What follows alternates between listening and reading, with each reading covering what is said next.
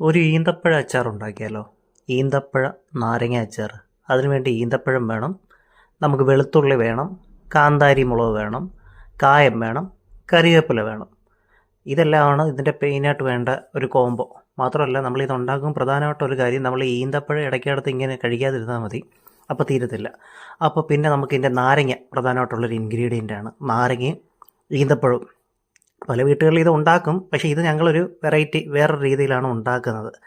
ഇതിനായിട്ട് ആദ്യം നമ്മൾ ഈ എണ്ണയൊക്കെ ഒഴിച്ചിട്ട് നമ്മുടെ ഉലുവയും കടുകൂടെ ഒന്ന് വറുത്തെടുക്കണം. മാത്രമല്ല നമ്മൾ നേരത്തെ എടുത്തു വെച്ച നാരങ്ങ ഉണ്ടല്ലോ, ആ നാരങ്ങ ഒന്ന് അരിഞ്ഞ് നമുക്കൊന്ന് പീസാക്കി വേറൊരു പാത്രത്തിലോട്ടാക്കി ഇച്ചിരി ഉപ്പൊക്കെ ഇട്ട് ഇതൊന്ന് മിക്സ് ചെയ്യണം. ഒന്ന് മിക്സ് ചെയ്ത് കൊടുക്കുമ്പോഴത്തേക്ക് ഇതെല്ലാം ഒരു നല്ലൊരു ജ്യൂസി പരുവത്തിലോട്ടങ്ങാവും. അത് കഴിഞ്ഞിട്ട് നമുക്ക് അതിൻ്റെ മണ്ടയ്ക്കോട്ട് ഇച്ചിരി ഉലുവാപ്പൊടി ഉണ്ടല്ലോ, ഉലുവാപ്പൊടി ഒന്ന് വിതറണം. ഉലുവാപ്പൊടി വിതറി കഴിഞ്ഞിട്ട് പിന്നെ ചെയ്യേണ്ട കാര്യം, അതും ഒന്ന് നമുക്കൊന്ന് മിക്സ് ചെയ്ത് ഒന്ന് വെക്കണം. അതായത് ഇതിലെ പാറ്റുന്നൂലാക്കിയിട്ട് ആക്കണം. പിന്നെ അതിലോട്ട് ഇച്ചിരി മഞ്ഞൾപ്പൊടി ഇടണം. പിന്നെ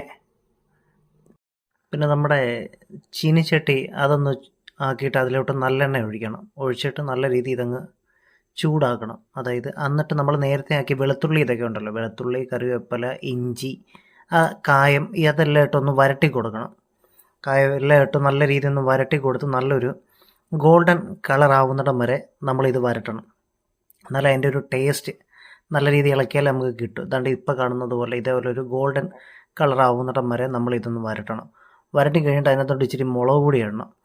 മുളക് പൊടി ഇട്ട് കഴിഞ്ഞിട്ട് പിന്നെ നമുക്കതൊന്ന് ജസ്റ്റ് ഒന്ന് ഇളക്കി കൊടുക്കണം. മുളക് പൊടി ഇട്ട് കഴിഞ്ഞിട്ട് പിന്നെ അതിനുശേഷം നമുക്ക് വേണ്ടുന്നത് നമ്മൾ നേരത്തെ ആക്കി വെച്ച് നാരങ്ങ ഉണ്ടല്ലോ, പുഴുങ്ങി വെച്ചത്. അത് പ്രധാന ഒരു കാര്യം എന്ന് വെച്ചാൽ നാരങ്ങ നമ്മളൊന്ന് കുക്കറിൽ ഇട്ടൊന്ന് പുഴുങ്ങണം കേട്ടോ. ഒന്ന് 2 വിസിലടിച്ച് ഒന്ന് പുഴുങ്ങി കഴിഞ്ഞിട്ട് നമ്മൾ ആക്കാവും. എന്നിട്ട് അത് നമ്മൾ അരിഞ്ഞു വെച്ചത് നമ്മുടെ ഇതിലേക്ക്, അതായത് നമ്മുടെ ഈ ചീനിച്ചട്ടിയിലോട്ട് നമ്മൾ മിക്സാക്കി ഈ ഐറ്റംസിലോട്ട് ആക്കിയിട്ട് നല്ല രീതിയിൽ ഒന്ന് ഇളക്കി കൊടുക്കണം. ഇളക്കി കൊടുത്ത് നല്ല രീതിയിൽ ഇളക്കി കൊടുക്കണം കേട്ടോ. അതാണ് നമ്മുടെ പ്രധാനമായിട്ടുള്ളൊരു ഫാക്ടർ. ഇളക്കി കൊടുത്തതിന് ശേഷം നമ്മുടെ ഈന്തപ്പഴം ഉണ്ടല്ലോ, ഈന്തപ്പഴം ഇതിൻ്റെ മണ്ടയ്ക്കോട്ട് ഇടണം. നല്ല രസം ഈ സംഭവം കാണാനൊക്കെ തന്നെ. അത് ഈന്തപ്പഴമൊക്കെ ഇട്ട് നല്ല രീതിയിൽ ഒന്ന് നമ്മുടെ ഇതൊന്ന് അടിയിൽ നിന്ന് മേലോട്ട് നല്ല രീതിയിലൊന്ന് ഇളക്കി കൊടുക്കുക. ഇളക്കി കൊടുത്തു കഴിയുമ്പോൾ തന്നെ നമുക്ക് അതിൻ്റെ ഒരു മണവും കാര്യമൊക്കെ വരും. പിന്നെ നമ്മൾ നോക്കണം, ഇതിൻ്റെ ഉപ്പൊക്കെ അവരവരുടെ ആവശ്യാനുസരണമാണ് ഇടുന്നത്. പിന്നെ ഇതെല്ലാം കഴിഞ്ഞ് കഴിഞ്ഞിട്ട് ഈ ഇട്ടേക്കുന്ന സാധനം കണ്ടോ, ഇത് ഉപ്പല്ല, പഞ്ചാര. ഒന്നുകൂടെ ഒരു ഇച്ചിരി ഒരു മധുരത്തിൻ്റെ ഇതൊക്കെ, ഞങ്ങൾക്ക് പൊതുവെ ഈ മധുരത്തിൻ്റെ ഇത് ഇഷ്ടമാണ്, അതുകൊണ്ടാണ് ഈ മധുരം ചേർത്തത്. ഓക്കെ.